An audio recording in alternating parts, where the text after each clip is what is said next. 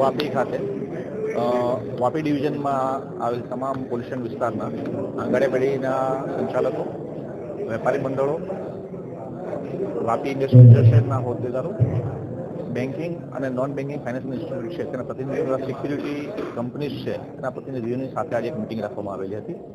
આ મિટિંગનો મુખ્ય હેતુ જે આવનારા સમયમાં જે તહેવારો શરૂ થઈ રહ્યા છે, નવરાત્રિ, દુર્ગા પૂજા, વિજયાદશમી અને દિવાળી, તે દરમિયાન કોઈ પણ અઘટિત ઘટના ન બને અને જે તમામ તહેવારો લોકો શાંતિથી સુખરૂપ ઉજવી શકે તે માટે થોડો સેન્સિટાઇઝ કરવાનો હતો.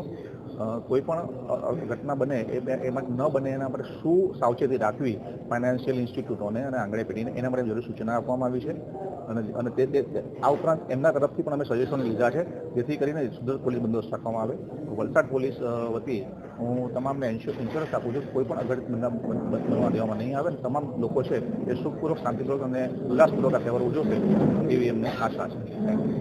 અમૃતભાઈ સોની, વાપી જ્વેલર્સ એસોસિએશન પ્રમુખ. અમૃતભાઈ, આજે જે કાર્યક્રમ એસપી સાહેબે શું સૂચનાઓ આપી છે અને કયા પ્રકારનું પાલન?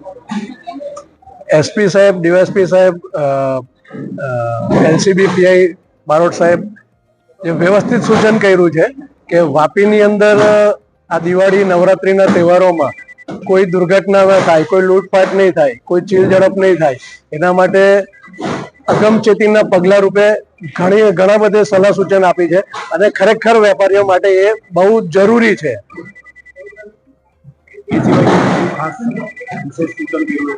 વિશેષ સૂચન એ જ છે કે લગભગ બધા વિશેષમાં જ આવે છે કે તમે ક્યાંક જોખમ લઈને જતા હોય, કેસ હોય તો 2 જણા સાથે જાઓ અથવા કોઈ સિક્યુરિટી સાથે રાખો, પોલીસનો નંબર સાથે રાખો.